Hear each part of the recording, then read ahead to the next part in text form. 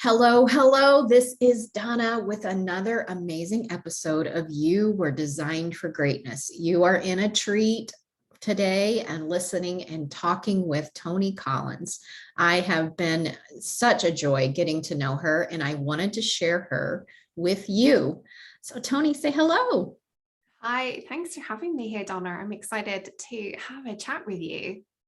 Me too. So, where in the world are you? I live in Scotland. I like to say sunny Scotland, but today, not so much. It's Um, not here either. no, I live in Scotland. I was born in Scotland, although I grew up in England, hence the accent. Actually, I'm just going to dive straight in here. One of the things I love about living in the 21st century is I meet and work with women all over the world. I have been a traveler my entire adult life. And I love that we can do this connected by the internet. It's not extraordinary. Yes, it is amazing. I've got roots in Scotland and never been there. Oh, come visit. Oh, I want to do that in Ireland and that whole region. But yes, it is. I've seen beautiful pictures. So it is so amazing with today's technology. I am literally making friends all around the world, and it's just amazing. So tell us a little bit about your personal life. So I am married to, I have to say, the most amazing man. Of course, I'm going to say that I'm married to. Not everybody does. I am married to the most amazing man, my husband, Dan, and I'm a mum to 4 cats, live in Scotland. And honestly, I am my work and my personal life are so heavily intertwined these days. I actually find them hard to decouple. Mhm. I am simply so passionate about helping women thrive in all aspects. And I feel like that dictates everything I do in my life. I will hands down admit to you that I am terrible at housework. I love cooking, but I'm terrible at housework. And it's because my brain is so filled with how I want to change the world. And so I don't have time for all this stuff, which is why my husband's amazing, because he's not great at housework either. We have robot hoovers to deal with things like this. But he puts up with me. And he's also my biggest advocate and ally, and is the one telling me to go out and change the world. So yeah, I'm a lucky lady. That's I resonate with that, but it is a tall quest to feel like we're supposed to change the world. And some days I'm not quite so energetic, but there is that burning passion that never quite leaves, that wants to make an impact in the world and in people's lives. Just touch one life at a time. I read it in a book, and now it's my quote is one act of kindness can change the world. It doesn't have to be huge. Yeah, It it is is so good that. yeah, they put it as one random act of kindness could change the world. If everyone did that every day, we could totally transform the world without all of the other stuff that's going on, which is not our subject for today at all. So what do you do for work, for a living? I'm a leadership coach for women in the technology sector, which is a very, very broad sector. But as many people may realize, there are not that many women. I mean, there are more, and it is growing. Hence, I work with people internationally. In fact, the majority of my clients are in Silicon Valley, because that's where a lot of the tech companies are. And my little thing that I do, the small step I take every single day is I truly believe I was here to open doors for women. And my way of doing that is helping these women in technology, because we need women making decisions for the technology industry, because technology is everywhere, right? It's everything we do as human beings, personally and professionally, all the things.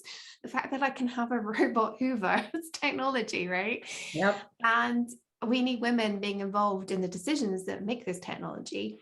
And I know firsthand, having been a tech executive myself, that there are just not enough women at the table. So that's what I do. And I mean, I can talk about that one all day, so I won't.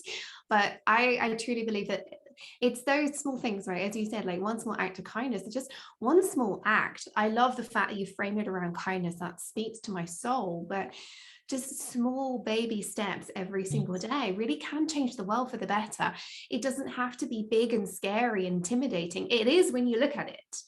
Yes. And a lot of the work I do, my mindset work, which is some of the hardest work I've ever done, is around turning those big scary things into baby steps I can take every single day. Get out of bed and do this one thing, and I will be making a difference. Yes. And every small difference. There was an amazing quote somewhere. I don't know who said it. If you want to improve on something, right, and you want to get 50 times better, what if you just did 1% every day? 30 days, you've done 30%, actually more than that because it's 1% cumulatively, Yes. right? Yes. That's extraordinary. We just have to start framing our lives like that, because everybody can do 1% a day on one thing. Yep, absolutely. I use that quote too for myself and the women I meet with as well, because we overwhelm ourselves with the magnitude of whatever we're envisioning. It could be good things and bad things. Absolutely. It could be both. So technology, and, it has amazing how much it is influenced our life. I was watching some they're older episodes now, but they're all about cyber attacks and how much that kind of thing would devastate our world just because of ransomware and all that stuff, which I know nothing about. And all this kind of stuff of writing code and creating these wonderful devices and apps and things that be able to make our world a different place. And being the only woman at times in the room, how was that for you? Honestly, it was, there's an interesting caveat to this. So I was going to say it was hard, but let me just explain why there's a caveat. For the longest time, I didn't realize why I was not thriving. And I think this is something we all need to understand. Sometimes we don't know that we're not thriving. It's not until we see an alternative and we experience it that we can truly understand, oh my gosh, this is what it's like to feel this good and to really excel. Absolutely. And for the longest time, I have been the only woman in the room since I was 16 years old and started choosing science as the subject. I was the first girl in my school to do engineering, went to study physics. I've been used to being the only woman in the room. And it wasn't until I started working on, my niche was supercomputing before I became a full-time leadership coach. And I started working on like the lack of women in the industry, because I was like, this is wrong. Like, are women just not interested in supercomputing? It's the best thing ever. You can design medicines.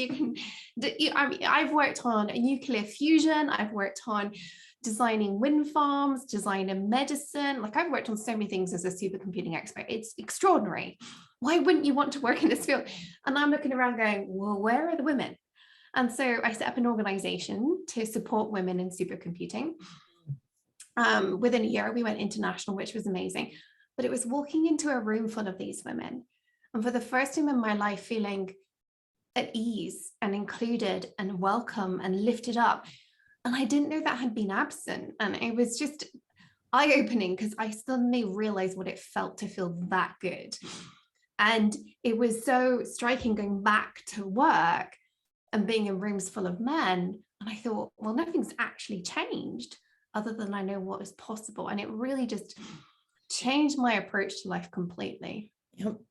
I totally get that. It's happened to me in my health, when you're healthy, when you got used to not feeling good. Yeah. And you suddenly begin to feel better. And I've had it in my vocation, in doing things that I had to do as opposed to what you actually love to do. And Yeah. those kind of scenarios of what we really don't always know, because we become used to the uncomfortable, and we are hesitant even to dream of anything bigger and better, that it might be possible. So that is amazing. But doing that, we just go, we did mindset work like it was just no big deal. No, it really wasn't. But tell us a little bit more about that. Well, so it's actually interesting because I've been on such a journey with this, obviously starting that work, realizing what it felt like to be included and to be lifted up in that way. I really like that, you know, basically doing stuff that you love is also part of that equation. It's why I set up my business, right? Like I run a business that allows me to do things I love every day. And you've got to have those two things together. You've got to feel lifted up and you've got to want to do the work. Now, don't get me wrong, there are things I don't make enough money right now that I can outsource everything I don't want to do in my business. I still do payroll, you know. There are things I'm like, oh, I don't want to be doing it. But overall, I'm lifted up because I get to work with amazing people all the time. Most of my friends are on the internet, actually. It's kind of a sad thing to say, maybe, but like it's extraordinary. I found my people. Yeah. And I get to do work I love. And I get to meet amazing people and I get to know I'm making a difference. And you put those three things together and it is truly extraordinary. But they only come about because I did the work, first of all, to get out of my own head, that mindset work, right?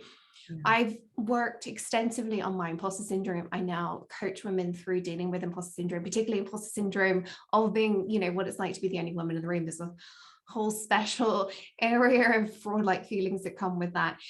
And you do have to work on this stuff. I don't think I could be doing what I am today if I'd had the level of anxiety I had 5 years ago around all this. And I think that work was so incredibly important, allowing myself to realize I have done great things. One of the simplest but most influential things I ever have done, and I still do every day, is I find one thing every day to celebrate. Yes. And by celebrate, I don't mean like I buy myself a box of chocolates every day. What I mean is I will take some time. I have a favorite place to sit in the house with my favorite cup of coffee, like my favorite mug. And I will sit and I will just allow my brain to reward itself, to enjoy that I've done something. Sometimes it's silly and trivial in my head. Like I got out of bed when I really didn't want to, right? But I find something to acknowledge, to celebrate every day. And that really has been a game changer for me in my confidence. I love that because so many times, I mean, for the women who are in, or in your industry, for the stay-at-home mom, for, you know, well, the mothers at home now are homeschooling as well as trying to work. I mean, like, there's just so many things that we never get done. 100%. And we make list that is inhumanly possible. You would see my to-do list right yes, now. I've got one too, you know, and it's like, we know we can't get this done in a year most of the time, let alone a day. And to sit and celebrate, what is the one thing that you're thankful for, and celebrating is my practice. It's like, it's one of the, it's the same thing. It's taking that minute to go, you know, you made the phone call, you did the laundry one more time, you know, whatever it is, to celebrate you, which is why this podcast is called You Were Designed for Greatness. And the definition of greatness is so much simpler than we think, because you're amazing just being you. 100%. And so I just love that. We're both getting so excited. We're going to talk over each other. It's just learning to celebrate what we do and who we are, and really appreciate that. Those are all things that, again, change the world. They do. One tiny celebration at a time. That's all it takes, is that 1% every day, right? Cumulatively, it's extraordinary. And it just gives you that platform to, if you know that you are worth celebrating internally rather than somebody else saying it to you, you know fundamentally in your soul, because it's a practice that you've had every single day for 6 months, right? It doesn't need to take 6 months. It can take a week, right? But if you know your brain is like wired to celebrate yourself, you are saying to yourself, I'm worth listening to. I'm worth paying attention to. I have value. I have value. Put me forward. And when you do that, you've created yourself that platform that means you can change the world in whatever way you're meant to. Whether it is that you're a stay-at-home mom, whether or not you want to become a CEO of the next billion-dollar company, I don't care. What you do need to realize is that whatever it is you choose, you can create that platform, and every baby step you make is going to be extraordinary. Absolutely. Awesome. I love all of this. So any favorite books or podcasts or anything that you take advantage of that we could share? I do have a favorite book. It's a book I found when I was a tech executive, and it blew my mind and it just changed my life, right? So this is for corporate women, although I do actually think there are things in here for women who are stay-at-home moms, and just in terms of the way we operate around other people. It's called Rise by Patty Azzarello. Actually, I have it here because it like literally lives on my desk with sticky notes in it. I refer to it all the time. How do you spell the author's last name? Azzarello is Azzarello. And it just game changer. It really is. It just opens your eyes to different ways of operating with people and the way we approach the world, really, although it is designed for a corporate career. Yes. And I just think more things like that in our life, like it just allow yourself to interact with other humans, because at the end of the day, the human race occupies this planet alongside some other things, right? You have to learn how to interact with humans, and it's about learning how to do that in a way that lifts us up as individuals as well. I love it. So if there is women out there that are in tech who would like to get to know you more, how would they find you? You can find me at tonicollis.com. You can also find me on LinkedIn and Facebook. I'm pretty much the only Toni Collis out there. And I do have a free community on LinkedIn, on Facebook, and a Slack community as well for techie women who know what Slack is. If you want access to the Slack community, you need to ping me, but find me on one of those platforms. Ask me how to join the leading women in tech community, and I'd be delighted to have you join us and continue the conversation. I just love meeting women in technology. I love meeting women, full stop. But, yes, you do. Hence us having this conversation. But women in tech, I'm here to lift you up, my love. So come and join me. Awesome. We will put all of those links in the show notes for you to be able to get in touch with Toni and get that book Rise if that resonates with you. And any closing comments or words of wisdom you'd like to share? The world needs you to be unique. I always say you are a unique and beautiful individual. Make sure that you stay unique, because if you don't stay unique, the world is losing something extraordinary. So lean into your uniqueness, because that's what you bring to this world that nobody else does. I love that. Thank you so much for coming and sharing, and I hope you have an amazing day. Thank you so much for having me here.